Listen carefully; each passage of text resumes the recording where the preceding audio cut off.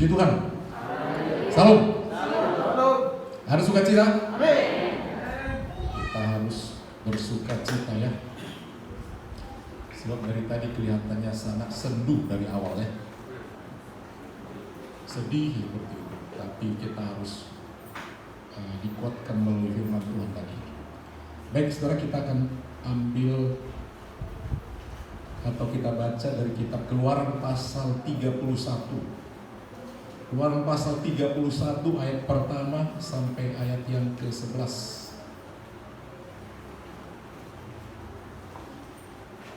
Keluaran pasal 31 ayat pertama sampai ayat yang ke-11. Mari Bapak Ibu, saudaraku yang kasih, kita bangkit berdiri.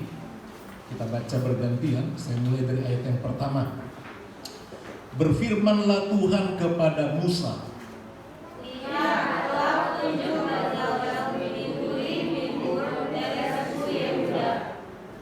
Dan telah kupenuhi dia dengan roh Allah, dengan keahlian dan pengertian dan pengetahuan dalam segala macam pekerjaan, untuk membuat berbagai rancangan supaya dikerjakan dari emas, perak, dan tembaga, untuk mengasah batu perbata supaya ditata, untuk mengukir kayu dan untuk bekerja dalam segala macam pekerjaan. Juga telah menetapkan Ismailnya yang pimpinan sama dari suku Dan, dalam hati setiap orang mati telah memberikan perhatian. Haruslah mereka membuat segala apa yang telah diperintahkan kepadanya. Kemah pertemuan, tabut untuk hukum, tutup pendamaian yang terletak di atasnya, dan segala perabotan kemah itu.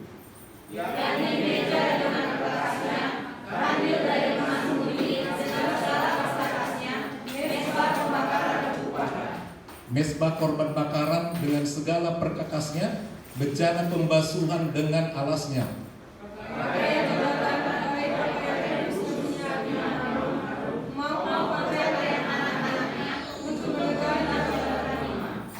Minyak urapan dan ukupan dari wangi-wangian untuk tempat kudus, tepat seperti yang telah kuperintahkan kepadamu, haruslah mereka membuat semuanya.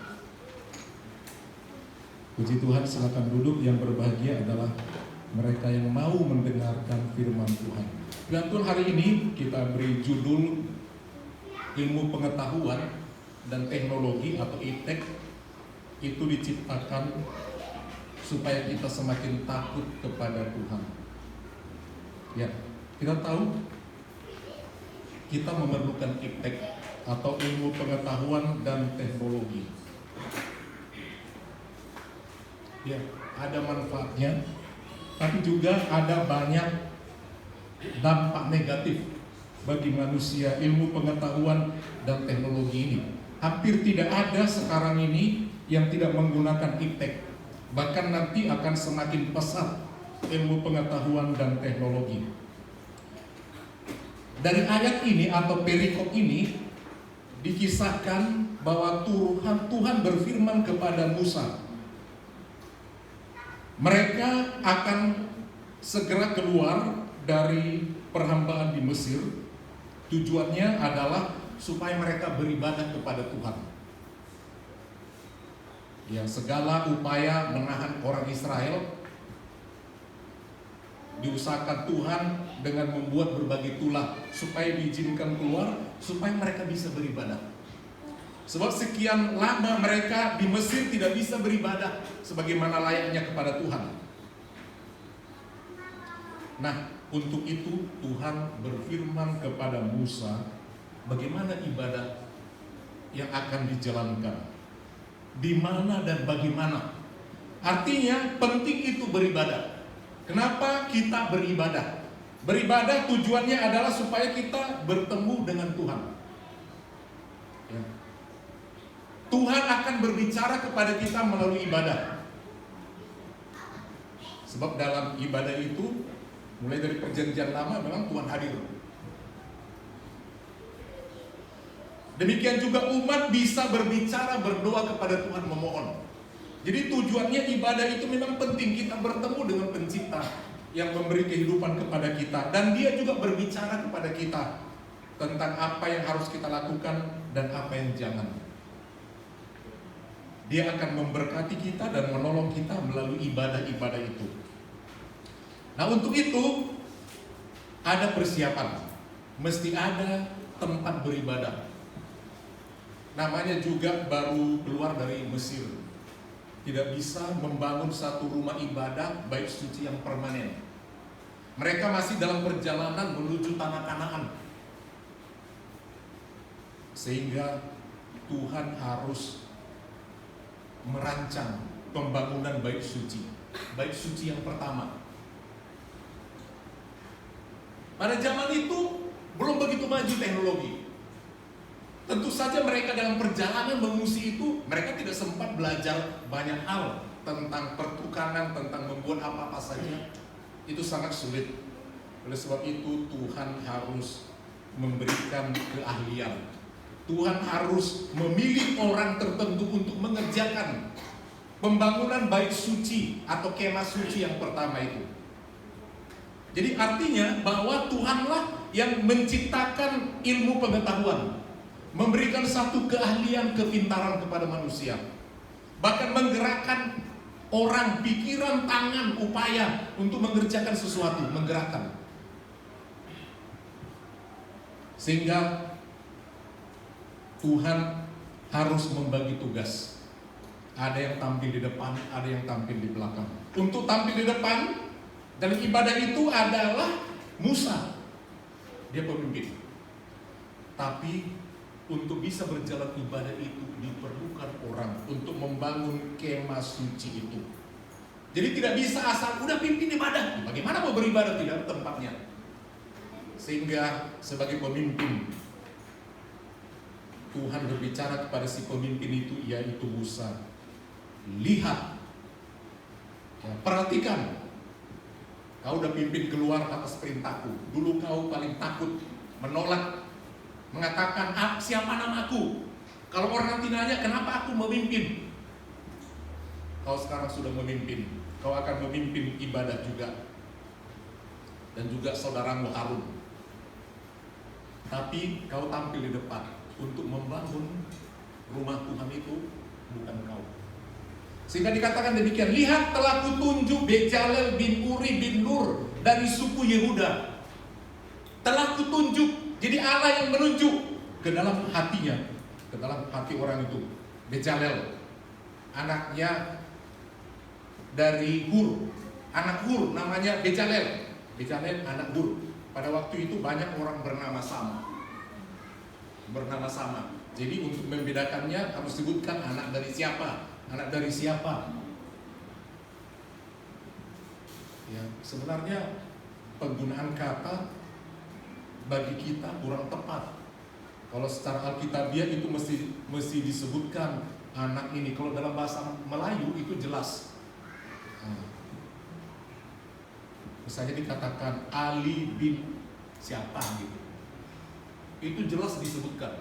Jadi supaya membedakan ini anak siapa, ini anak siapa. Jadi Allah yang menunjuk.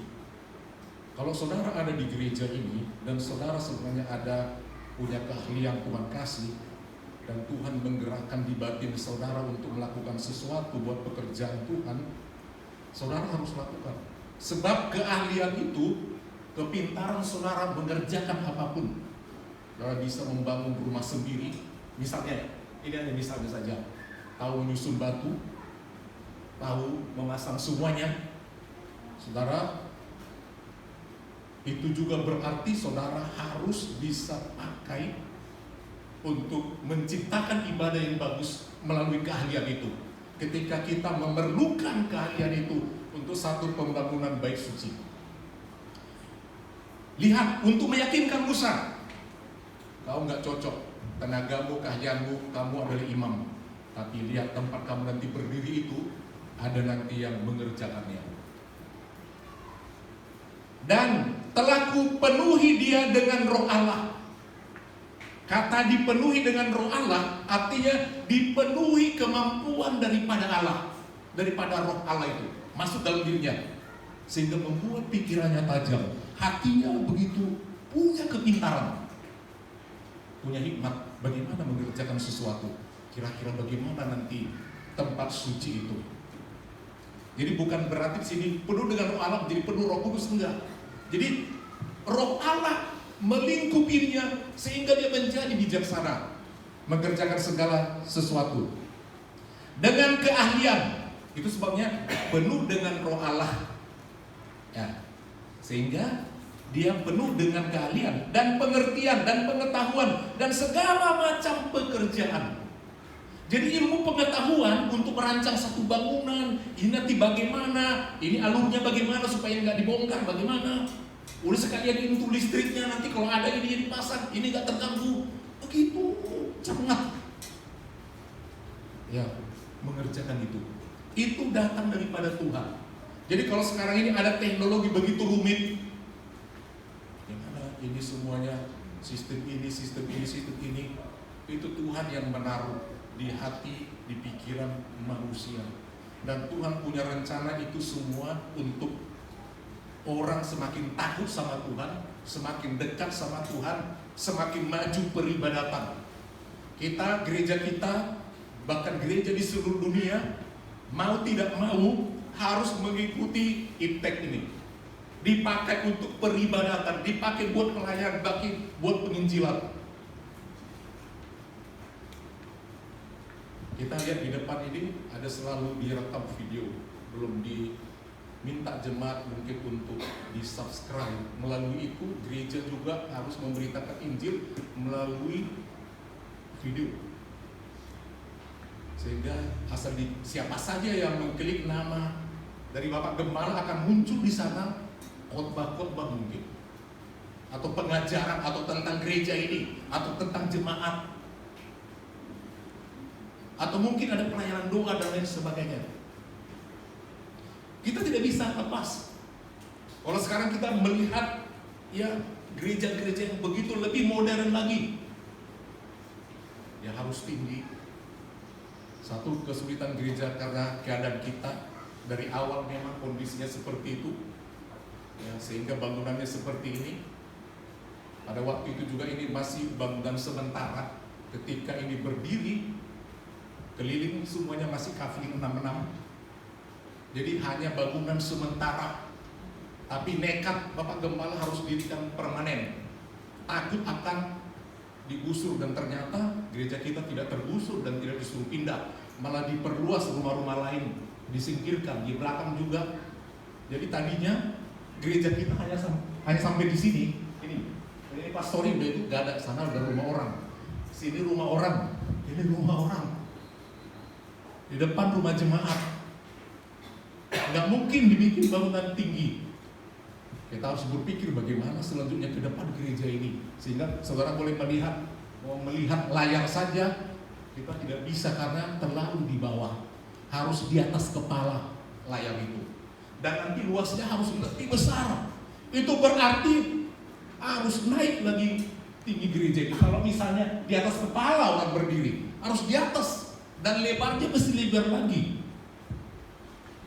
Itu mesti tinggi gereja, gedungnya. Dan berbagai peralatan yang lain, saudara. Jadi memang kita harus memikirkan ilmu pengetahuan dan teknologi. Itu dari Tuhan. Kemajuan sekarang ini, itu Tuhan berikan hikmah.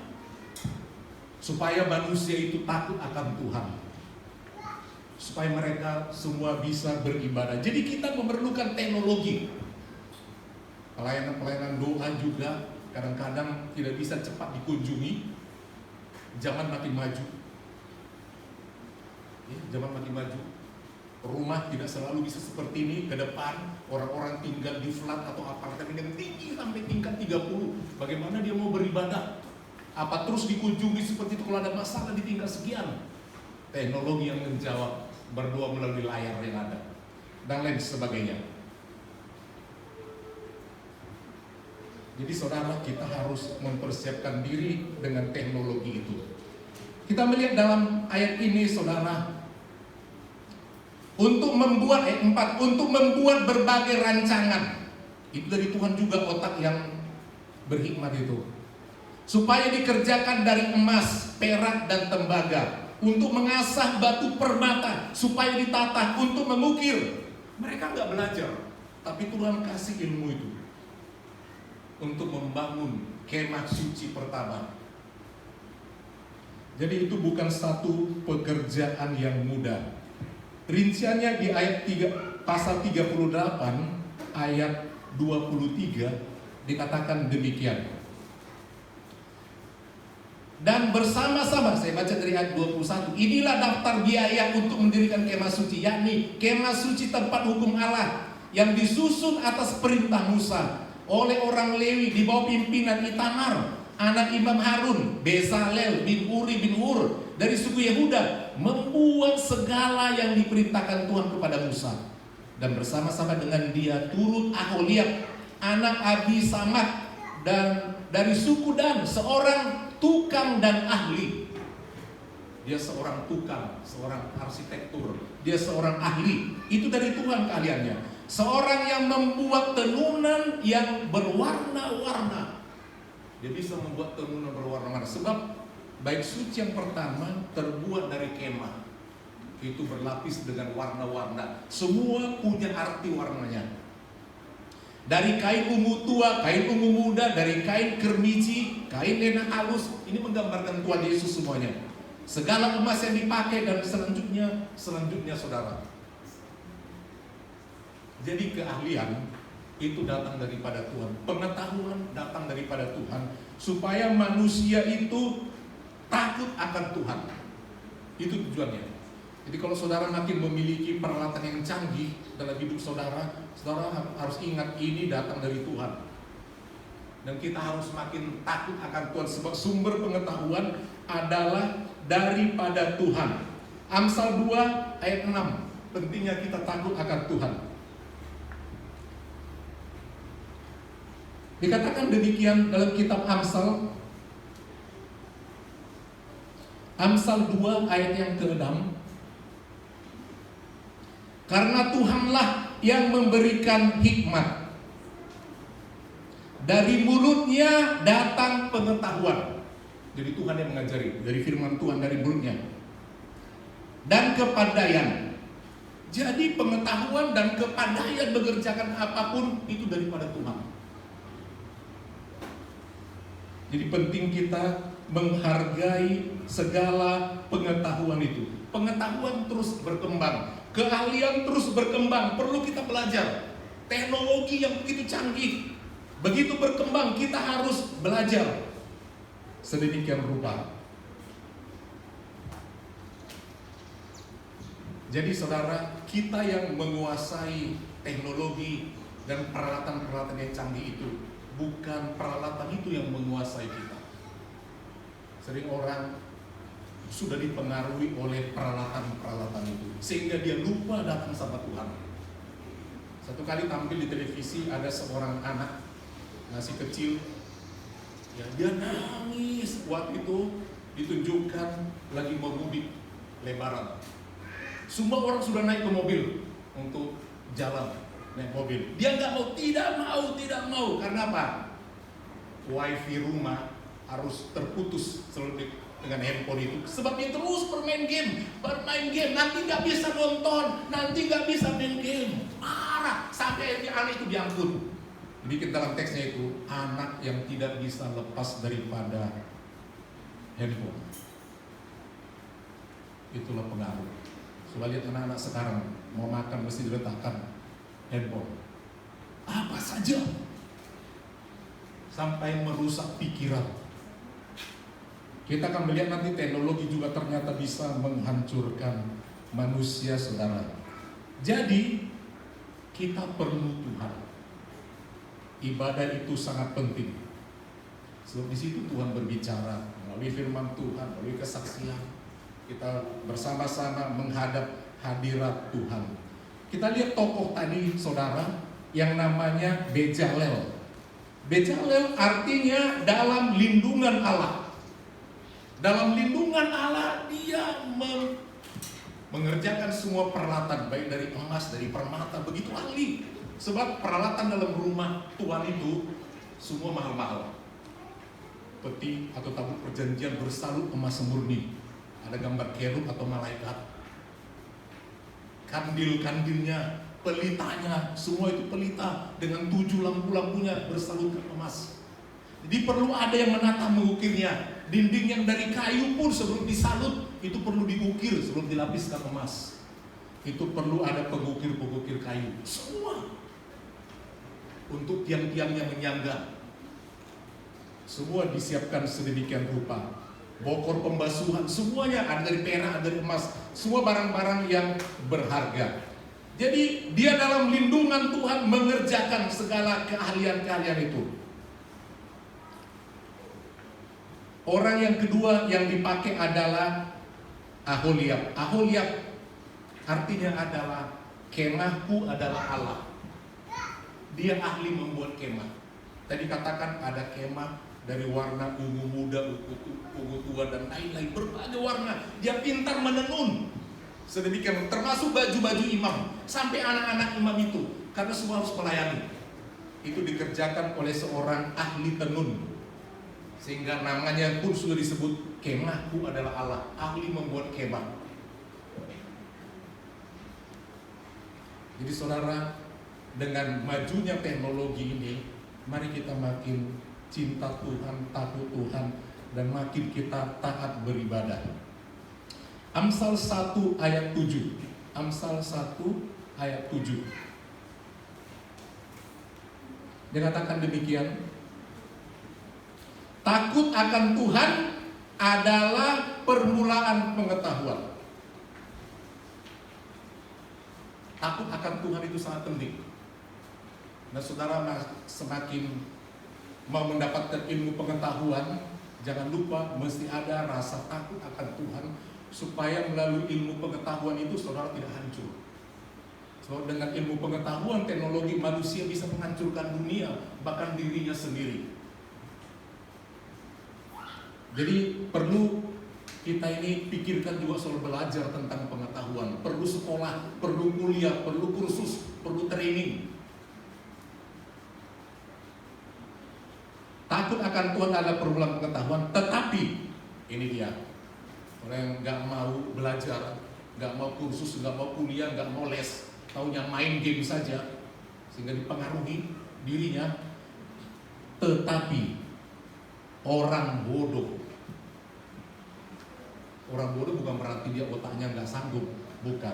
Yang disebut dengan bodoh adalah kalau orang itu menghina hikmat, nggak mau belajar. Untuk apa sekolah? Nggak perlu belajar ini, nanti mengalir sendiri, ada aja rezeki. Ya berdoalah. Dihina semua yang orang pintar. Pokoknya dia merasa paling pintar, dia paling berhikmat, tidak mau belajar. Itu yang disebut dengan orang bodoh adalah orang yang menghina hikmat, mengejek. Padahal yang ada di tangannya itu karena orang berhikmat, sehingga bisa teknologi yang ada di tangannya itu. Menghina hikmat dan didikan. Nah didikan ini nggak mau diajar, nggak mau dididik, serba melawan. Itu yang disebut dengan orang bodoh. Jadi orang yang bodoh itu nggak mau belajar, nggak mau mengasah otaknya, nggak mau meningkatkan keterampilannya. Begitu saja, tahun ini begitu saja, begitu terus, ada kemajuan. Itulah yang disebut dengan orang bodoh. Jadi saudara, mari kita mau terlibat di dalam pelayanan itu. Tadi dikatakan untuk membangun kemah suci diperlukan ada orang. Demikian juga dalam membangun peribadatan kita. Tuhan pasti ada menaruh di hati saudara, di pikiran saudara berbagai keahlian. Mari kita menjadi orang yang takut Tuhan. Kita pakai keahlian kita, pengetahuan kita itu supaya bisa lebih enak beribadah. Sebab Tuhan sebelum diadakan ibadah itu mesti ada orang-orang yang mau terlibat. Dalam kitab Keluaran di pasal yang lain, dari pasal 38, Bukan hanya yang dua itu hanya memimpin untuk bagian itu. Tapi ternyata banyak ratusan lagi anak buahnya untuk membantu mengerjakan ini dengan arahan Musa dan ahli-ahli itu. Jadi saudara, kadang-kadang yang tampil di belakang layar itu lebih banyak. Walaupun yang muncul di depan hanya kelihatan Musa dan Harun dan anak-anaknya, anak-anak imam. Tapi yang di belakang sebenarnya yang paling berperan. Bagaimana mendirikan tiangnya, bagaimana mendirikan tendanya, kemah itu, bagaimana menyusun peralatannya, membersihkannya, menjaganya, semua ambil bagian. Karena mereka adalah orang-orang yang takut akan Tuhan. Mari jemaat kita belajar terus mengikuti kemajuan, supaya kita lebih indah di dalam beribadah kepada Tuhan. Memang ada beberapa efek samping daripada teknologi. Teknologi yang bisa maju, bisa membuat manusia itu malas. Ya malas. Malas karena semua serba canggih. Malas. Semuanya bisa ada dengan teknologi, bisa cepat dikerjakan. Manusia bisa justru menjadi malas karena semua beres. Semakin canggih teknologi itu, bangun sudah ada dengan peralatan keluar ini, jadi semua. Manusia menjadi malas bergerak. Karena semuanya serba membantu manusia itu sendiri. Yang kedua, teknologi itu bisa membuat generasi selanjutnya bodoh. Kenapa? Habis semuanya tinggal pencet. Sehingga menghitung tidak bisa cepat kecuali dengan hanya menekan. Jadi daya nalarnya pun tidak jalan. Karena apa? Semua dengan peralatan. Kreativitas berkurang karena apa? Semua tinggal dipencet. Mau apa sudah ada. Mau bentuk ini. Kalau zaman dulu mungkin anak-anak mau ingin punya mobil-mobilan. Kalau sekarang tinggal beli di toko yang model remote, yang bisa terbang, yang bisa seperti pesawat, boleh. Kalau dulu semua ambil dari pohon-pohonan, dari kulit jeruk untuk bikin mobil-mobilan. Kreativitasnya ada. Kalau sekarang, wah tinggal mau mobil merek apa, bentuknya bagaimana, tinggal dibeli, semua sudah ada yang miniaturnya. Jadi bisa juga membuat manusia bodoh. Kalau bilang mau tolong kali-kali sekian ini. Mana kalkulator? Begitu. Kalau dulu pikir sekian udah dapat. Canggih, coba ini. Kalau ini sekian kilometer, kau jalan kecepatan sekian, berapa? Hitung. Oh sekian jawabannya. Oh sekarang tinggal tekan, tak. Anak sekarang lebih bodoh. Anak sekarang pintar masak. Mana? Pintar masak, takut tangannya kena sabun. Giling cabai, bisa busuk tomat di kulkas gak pernah digosok. Beli sausnya udah ada, saus tomat, cabai udah digiling. Mas sekarang bodoh-bodoh loh. Menjahit cewek sekarang, gak tahu. Megang mesin jahit, mesin gunting pun gak tahu. Pokoknya udah rusak sedikit buang, beli. Ya, koyak sedikit buang. Pintar anak sekarang enggak. Itu jelas. Anak sekarang coba ajarin masak apa, bikin dulu masak rendang. Buka dulu Google itu. Gitu kan, bahannya ini. Cara masaknya buka, begitu. Ya, mau nyuci sekarang ini. Kalau kita dulu kan timba dulu, kasih alas yang menggosok, paku, pukulan, paku. Kalau dulu rebus, kan begitu, sampai di kelantang. Oh sekarang masuk dalam mesin, udah kering. Malas nyetrika, bawa ke laundry. Makanya penyakit sudah datang. Iya. Mau pergi sebentar jalannya di situ, panggil dulu Grab. Jalan kaki kenapa? Penyakit sudah datang. Itulah pengaruh teknologi. Kita lupa dampak daripada teknologi itu. Jadi bisa membuat orang malas, bisa membuat orang bodoh, bisa membuat orang kurang sehat karena kurang gerak. takut keringatan. Ya, takut keringatan. Padahal keringat itu satu sirkulasi tubuh yang harus keringat, harus terbuang yang harus dibuang. Terus sekarang itu masuk rumah, itu sudah AC. Semua yang kotor itu tangan di dalam tubuh. Ya semua sampai kering. Tubuh itu disedot AC itu. Dari telapak kaki sampai ujung rambut semua gersam. Yang bisa menceriakannya untuk kemilau lagi mesti dibeli produk. Ya, yang menang yang jualan. Padahal kita yang merusak semua. Kita belilah supaya kemilau buat rambut, buat kulit biar gak kering, celing. Padahal alamiah itu datang kelembutan itu. Ketika semua air cukup yang diminum, keluar lagi cukup, lebat. Kalau kita beli pelembab, ya minta ampun semua. Jadi bisa membuat kurang sehat. Selanjutnya apa lagi? Manusia ke depan menjadi kurang asli. Kenapa disebut kurang asli? Hidungnya palsu, nggak asli. Kulitnya udah dioplas berapa kali, udah ditarik berapa kali. Rambutnya nggak asli itu. Bahkan generasi ke depan bisa banyak anak yang lahir tidak asli. Karena apa? Banyak manusia tidak mau menikah karena takut. Banyak orang modern sekarang di kota-kota maju udah masuk ke kota besar di Indonesia. Wanita tidak mau punya suami tapi mau punya anak. Dia beli suaminya dari bank sperma. Ada anaknya. Itu zaman sekarang zaman gila.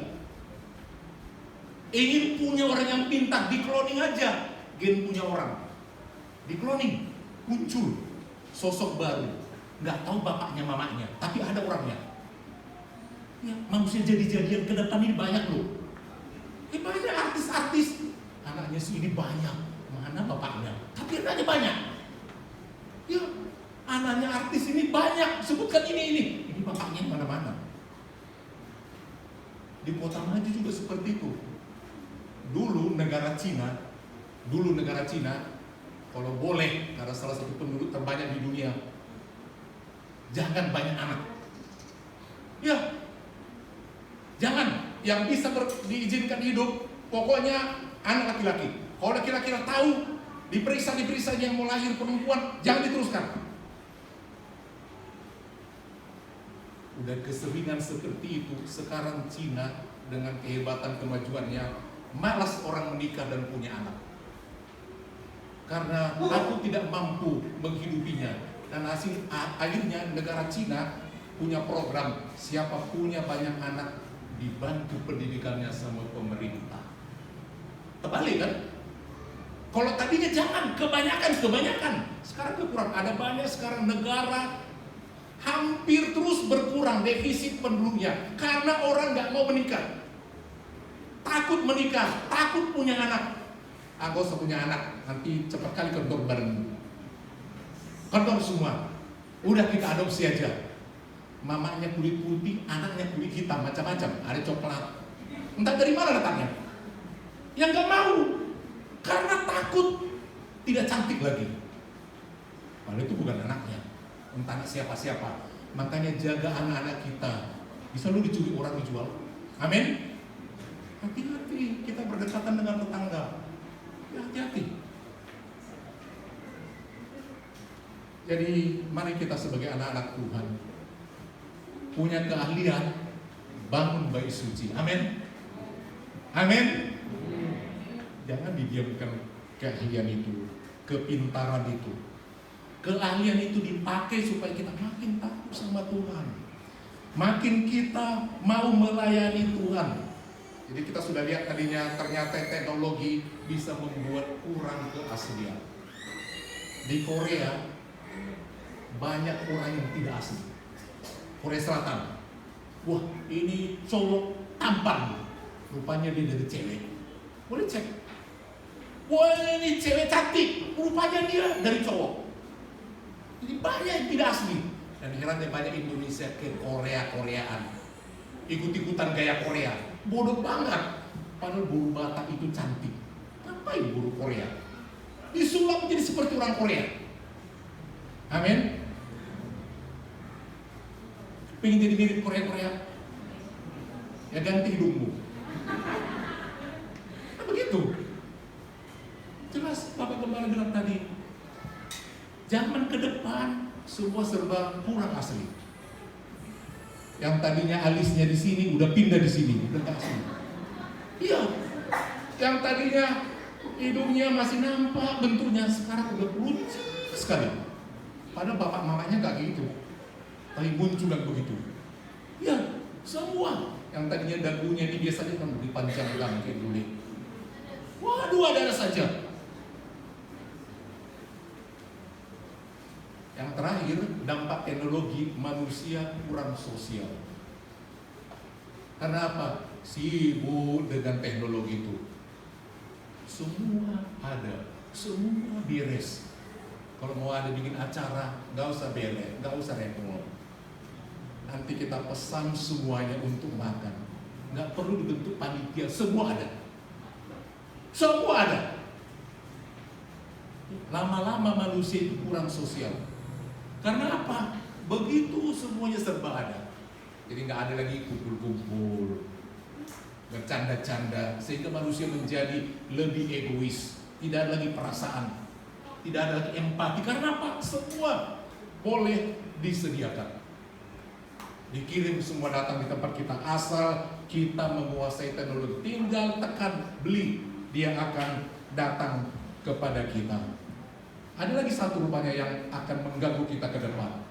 Teknologi membuat banyak manusia, kalau tidak bisa dikontrol, kehilangan pekerjaan.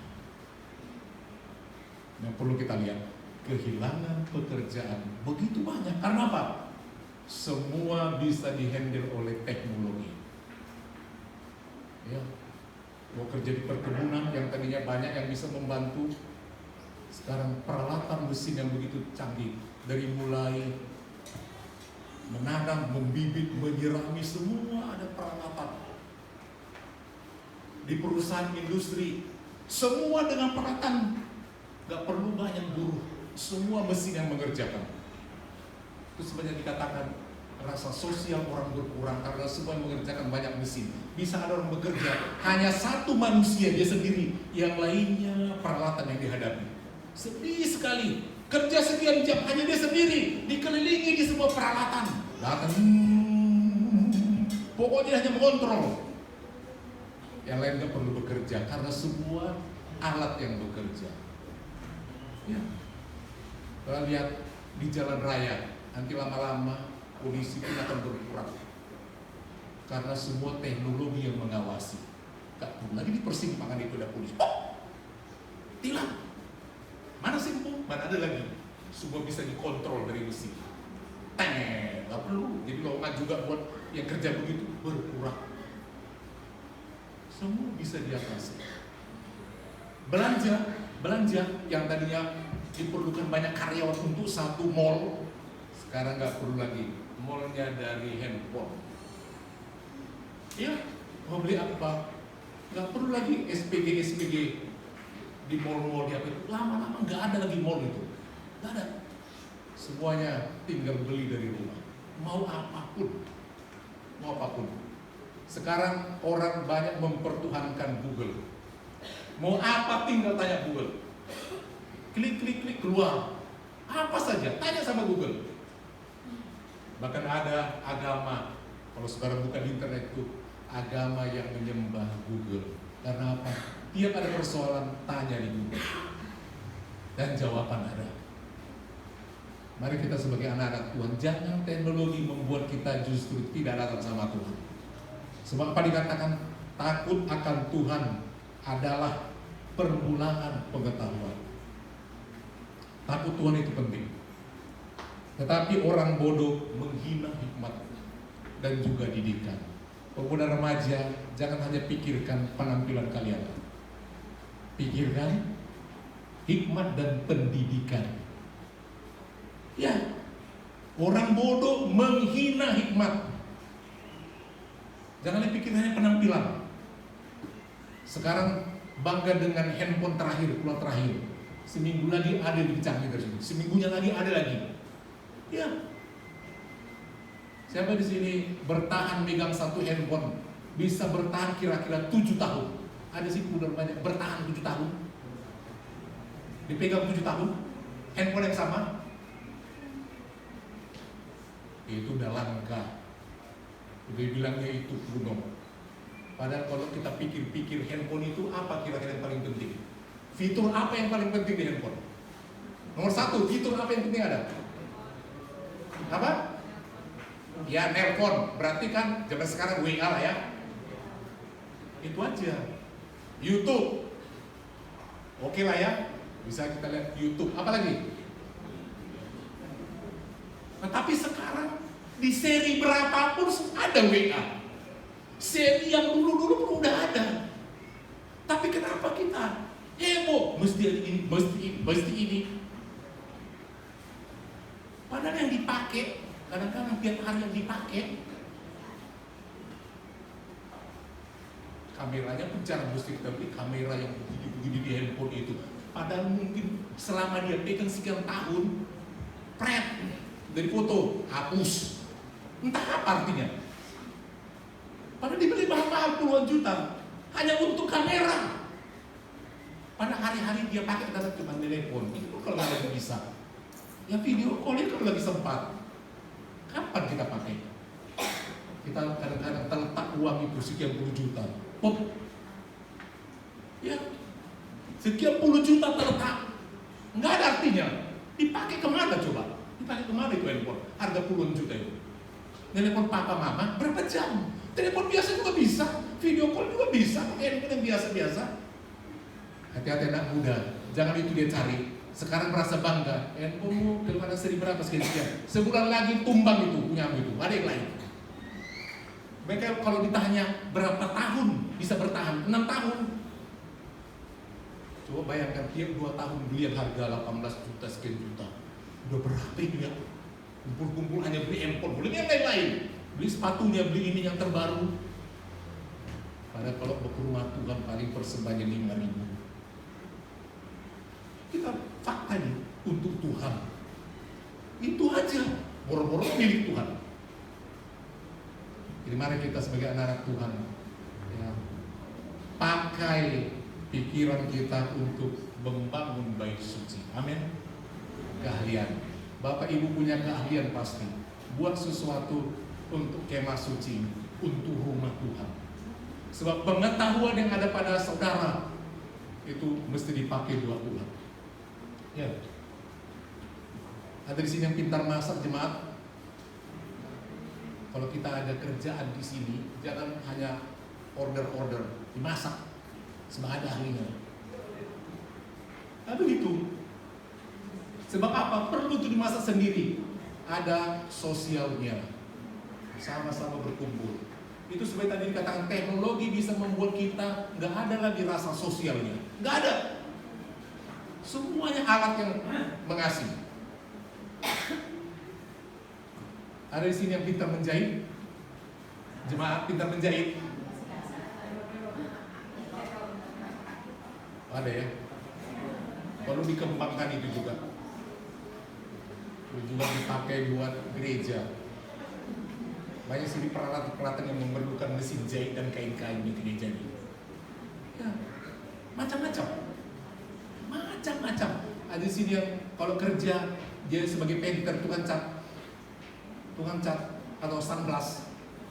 Gereja kita ini buat dulu juga orang-orang kayak gitu. Terlalu banyak yang betul di gereja. Ada tukang batu, carpenter, tukang ngelas,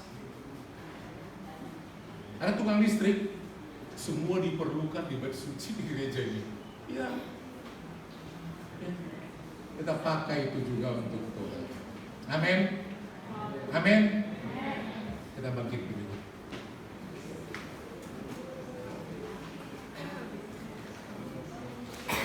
Jadi kita perlu menyembah itu supaya tadi katakan membangun bait suci tadi itu tujuannya supaya Tuhan hadir yang terbaik dan Tuhan memberkati umat yang datang menyembah.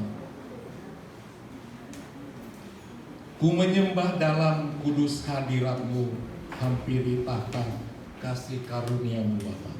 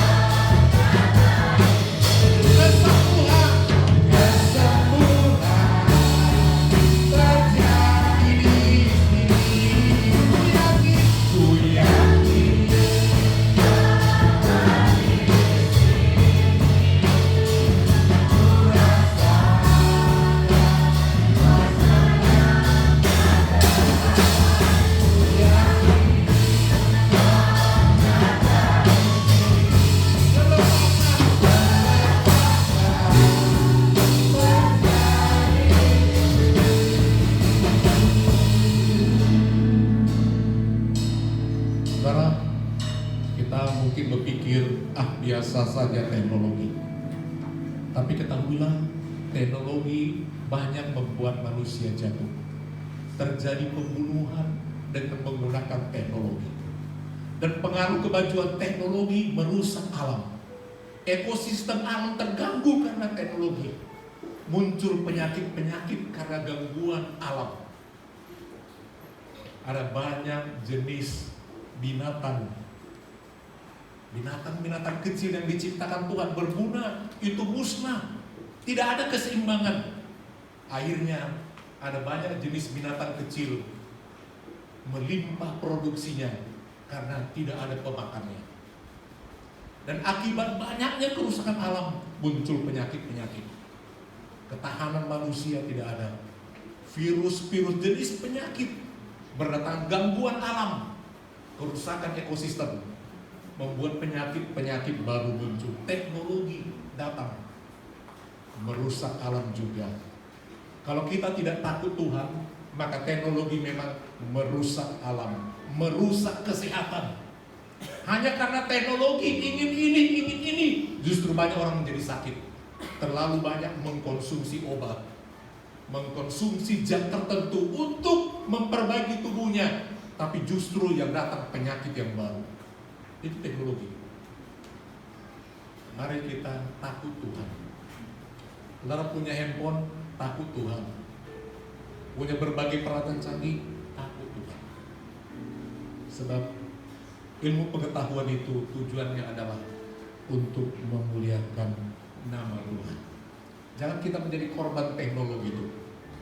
Anak-anak kita jangan menjadi korban teknologi. Dia menjadi lebih malas, lebih bodoh, lebih menyendiri. Bisa berjam-jam hanya main game. Tidak ada lagi geraknya. Sosialnya tidak, berteman gak ada, hanya itu teman dia. Matanya rusak, jiwanya terganggu. Dia terobsesi dengan apa yang dia lihat di handphone itu.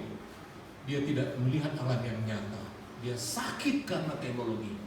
Orang tua harus mengawasi anak-anak, apa yang ada di tangannya. Orang tua harus mengawasi anak-anak, apa yang ada di kamar anak saudara. Apa yang dia pegang, apa yang dia pikirkan. Manusia rusak karena teknologi. Bahkan mencari pasangan hidup, dia tidak bisa lagi melihat yang nyata. Teknologi, alam, maya, tinggal dalam hayalan. Cukup cantik nampak di chatting ini, langsung bilang menikah. Pengaruh teknologi, dia nggak tahu. Yang diambil bisa salah pilih.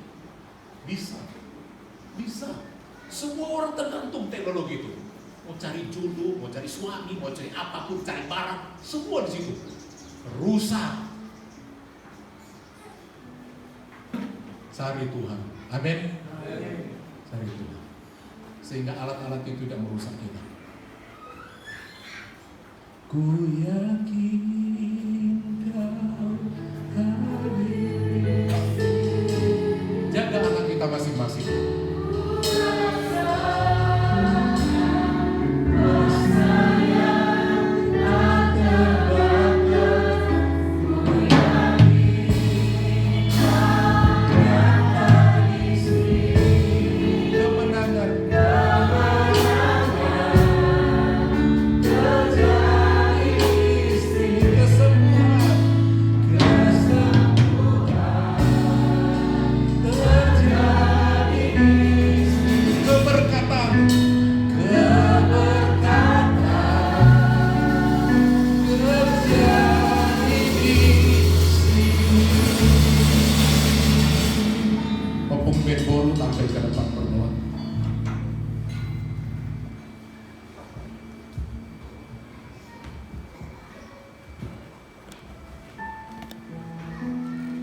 Terima kasih Bapa di surga.